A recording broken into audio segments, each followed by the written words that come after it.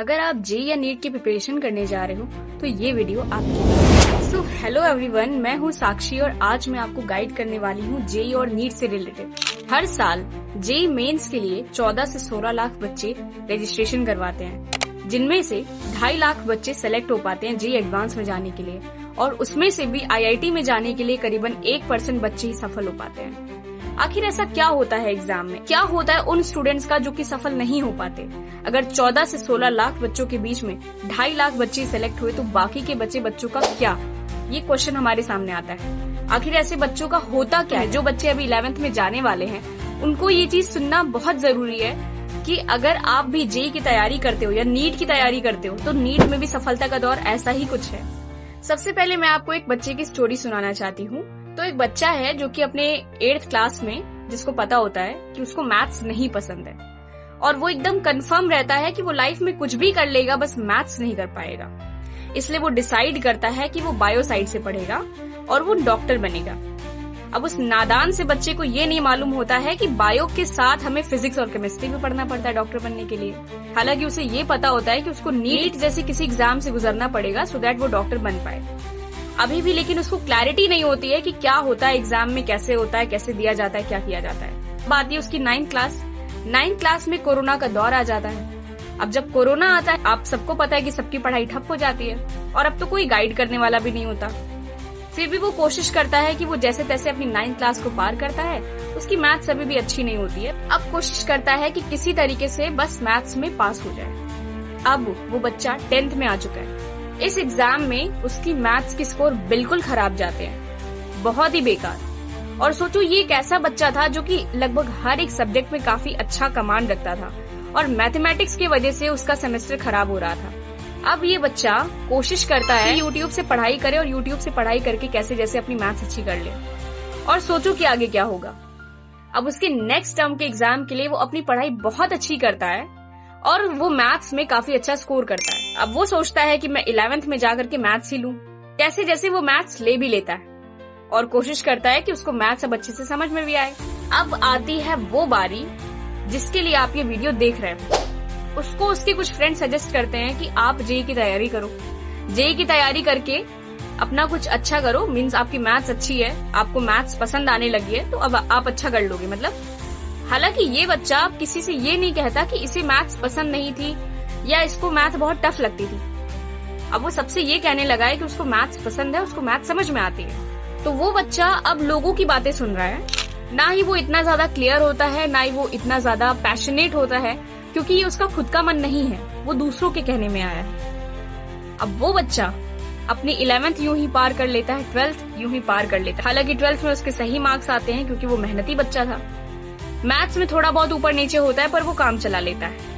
अब बारी आती है जेई की तैयारी की, तो वो ड्रॉप लेता है और जेई की तैयारी करता है। गेस व्हाट, उसके साथ क्या होगा? जेई की प्रिपरेशन में वो अपना पूरा 1 साल उसी चीज को देता है और उसको कुछ भी हासिल नहीं होता है। एक्चुअली जो माइंडसेट जेई की तैयारी के लिए चाहिए वो माइंडसेट वो डेवलप ही नहीं कर पाता और वो सोचता है कि आखिर मेरे से ऐसा क्या हो गया कि मैं ये एग्जाम नहीं निकाल पाया। क्योंकि लोगों को तो यही सिखाया जाता है कि अगर ये बैच है इसका लेक्चर देखो, लेक्चर देखने से हो जाएगा। खुद की कोई लर्निंग उसकी डेवलप नहीं हुई, खुद सही से वो चीजों को नहीं समझ पा रहा था जैसे जेई के स्टूडेंट को समझना चाहिए। उसका जेई की तैयारी करना सही था? क्या ये उसका डिसीजन सही था? आपको क्या लगता है? मेरे ख्याल से तो ये उसका डिसीजन सही नहीं था, क्योंकि अगर उसे खुद से ये चीज लगता कि उसको जेई जैसे एग्जाम की तैयारी करनी चाहिए तब तो ठीक है, लेकिन अगर किसी के कहने पर वो ये तैयारी कर लिया और फिर भी उसका सिलेक्शन नहीं हुआ तो ये तो टाइम वेस्ट हुआ।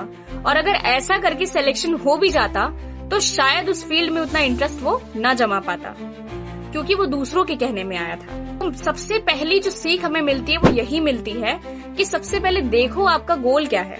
क्या आपको वाकई में डॉक्टर बनना है? क्या आपको वाकई में इंजीनियर बनना है? जानते हो डॉक्टर इंजीनियर का मतलब क्या होता है? समझते हो कि क्या करना पड़ता है, क्या क्या सैक्रिफाइसेस देने पड़ते हैं, किस तरह से पढ़ना पड़ता है? क्या इन सारी चीजों को समझते हो? अगर समझते हो तो ही करना। इस एग्जाम को देने के लिए आपको वैसा ही माइंडसेट खुद का डेवलप करना पड़ेगा और ये समय के साथ डेवलप होता है। इसके लिए केवल एक चीज मैंडेटरी है, वो है आपका सब्जेक्ट में इंटरेस्ट होना चाहिए। अगर आपका फिजिक्स, केमिस्ट्री, मैथमेटिक्स में इंटरेस्ट है तो ही आप इस एग्जाम की प्रिपरेशन करो।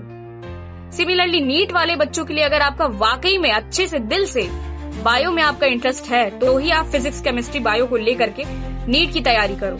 ये तो हो गई इंटरेस्ट वाली बात। अगर आप वीडियो के इस पार्ट तक पहुंच चुके हो तो कॉन्ग्रेचुलेशंस, इट मीन्स आपको सच में प्रिपरेशन करना है। अगर आपको प्रिपरेशन करना है सबसे पहले एकदम अच्छे से माइंडसेट बना लो कि मुझे मेहनत जरूर से जरूर करना है, एकदम अच्छे से मेहनत करना है और एक ही बार में इस एग्जाम को निकाल देना है। सबसे बड़ी चीज क्या है पता है? सबसे बड़ी चीज अपनी खुद की सोच है। हमें किसी के कहने में नहीं आना। हमें किसी के कहने में तब भी नहीं आना है जब हमारी मर्जी हो प्रिपरेशन करने की और कोई हमें ये कहे कि तुम नहीं कर पाओगे तो मत मानो। और हमें किसी के कहने में तब भी नहीं आना है जब हमारी मर्जी नहीं है और कोई हमें कहे कि तुम कर सकते हो तो भी मत करना। अगर तुम्हारा इंटरेस्ट है, अगर तुम्हारा मन है, तुम्हें सही लगता है कि तुम यही करना चाहते हो तो तुम किसी की मत सुनना, तुम बस अपनी सुनना और लग जाना। That is the main thing. 3 subjects होते हैं हमारे पास, 3, चाहे जे की बात करोगे चाहे नीट की बात करोगे। फिजिक्स, केमिस्ट्री दोनों ही ऑलमोस्ट सेम होते हैं, जेई में भी एंड नीट में भी। फर्क सिर्फ इतना है कि फिजिक्स जो होता है जेई में एक अच्छे लेवल पर आता है और नीट में उतने अच्छे लेवल पर नहीं आता, ठीक ठाक लेवल पर आता है, बहुत ज्यादा हाई लेवल नहीं होता नीट में। क्योंकि नीट वाले बच्चे जो होते हैं बायो साइड के होते हैं और बायो वाले बच्चे ज्यादा मैथ नहीं पढ़ते, केवल 10th तक ही मैथ पढ़े होते हैं। इसी हिसाब से फिजिक्स में चीजें दी जाती हैं। हालांकि कुछ कॉन्सेप्ट ऐसे होते हैं जो 11th मैथ्स में आते हैं और हमें उनको पढ़ना पड़ता है सो दैट हमें फिजिक्स समझ में आए। एक बेसिक मैथ्स आपको आना चाहिए कि किस तरह से हम वेक्टर को यूज करते हैं, किस तरह से हम डिफरेंशिएशन करते हैं, इंटीग्रेशन करते हैं। ये सारे के सारे जो कॉन्सेप्ट होते हैं आपको पहले मैथमेटिकल टूल्स वाले चैप्टर में पढ़ाए जाते हैं ताकि आपको फिजिक्स में कोई प्रॉब्लम ना आए मैथ्स पढ़ते समय। तो आप इसकी चिंता बिल्कुल मत करना कि आपको फिजिक्स आएगी ही नहीं समझ में, आपको फिजिक्स समझ में आएगी। रही केमिस्ट्री की बात, तो केमिस्ट्री के कुछ टॉपिक्स आपके बायो के कुछ टॉपिक के साथ कुछ कुछ मैच करते हैं तो आपके लिए केमिस्ट्री पढ़ना भी थोड़ा सा आसान हो जाता है। और अगर आप बायो के स्टूडेंट हो तो आपको बायो अच्छी लगेगी। सिमिलरली फॉर जेई स्टूडेंट्स आपके लिए फिजिक्स भी इंटरेस्टिंग रहेगी और मैथ्स भी इंटरेस्टिंग रहेगी क्योंकि मैथ्स तो आपको पसंद ही है। और फिजिक्स में आपकी अप्लाइड मैथमेटिक्स आ जाती है, जो भी आप कॉन्सेप्ट मैथ्स में पढ़ते हो उससे अच्छी मैथ्स आपकी फिजिक्स में लगती है। एंड केमिस्ट्री आपके लिए यहाँ पर थोड़ी सी टफ हो जाती है क्योंकि आपको लॉजिक वाली चीजें ज्यादा पसंद आती है। केमिस्ट्री में थोड़ा सा थ्योरी वाला पोर्शन भी आ जाता है, इसलिए आपको कम अच्छा लगता है। लेकिन जेई वाले स्टूडेंट्स इस बात का ध्यान रखें कि केमिस्ट्री बहुत स्कोरिंग सब्जेक्ट होता है। केमिस्ट्री की कुछ कुछ क्वेश्चंस ऐसे आते हैं जिसके लिए आपको पेन उठाने की भी जरूरत नहीं है। अगर आपको चीज याद है तो जस्ट देख के टिक कर देना है, तो ये बहुत अच्छी बात होती है। इसलिए कोशिश करो कि हर एक सब्जेक्ट पर अपनी अच्छी कमांड रखो। सब्जेक्ट फेवरेट भी होना चाहिए और स्ट्रांग भी होना चाहिए। सिर्फ फेवरेट कह देने से काम नहीं चलता, दोनों ही बनाओ, फेवरेट भी बनाओ और स्ट्रांग भी बनाओ। नीट वाले बच्चों के लिए सिर्फ मैथ टफ है ये कह देने से काम नहीं चलेगा। मैथ्स तुम्हें सीखना पड़ेगा, जो भी तुम्हारे फिजिक्स में मैथ यूज हो रही है तुमको सीखना पड़ेगा। केमिस्ट्री के कुछ क्वेश्चंस में अगर सॉल्व करते समय मैथ्स आ रही तो तुम्हें सीखना पड़ेगा। इसलिए कोशिश करना कि फ्लेक्सिबल होकर के चलना सब्जेक्ट्स में। ये नहीं है कि मुझे ये चीज नहीं आ रही तो मैंने इसको छोड़ दिया। एक लर्निंग माइंडसेट के साथ जाना। अब ये बहुत जरूरी चीज थी, लर्निंग माइंडसेट, क्योंकि हम क्या करते हैं, हमें जो समझ में आया, नहीं समझ में आया, छोड़ दिया। ये नहीं करना है। इसलिए कोशिश करना है कि अपने सब्जेक्ट से बहुत अच्छी कमांड होनी चाहिए। और एक खास बात, अपने आप को एनालाइज करते रहो, अपने आप को देखते रहो कि जिस गोल के लिए काम कर रहे हो, जितनी मेहनत कर रहे हो, क्या उतनी ही करनी चाहिए कि और करनी चाहिए।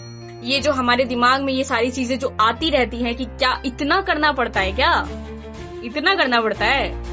हाँ भाई, इतना ही करना पड़ता है। इतना करना पड़ता है तभी हो पाता है। और अगर इतना नहीं कर सकते तो इसको मत करना। लाइफ में बहुत सारी चीजें हैं करने के लिए, इसके अलावा भी, वो तुम ट्राई करना।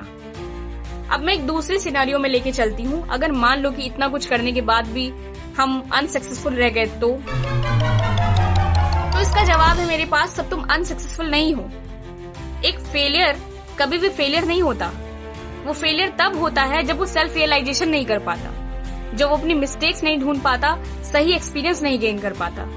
ओके गाइस, तो मिलते हैं नेक्स्ट वीडियो में।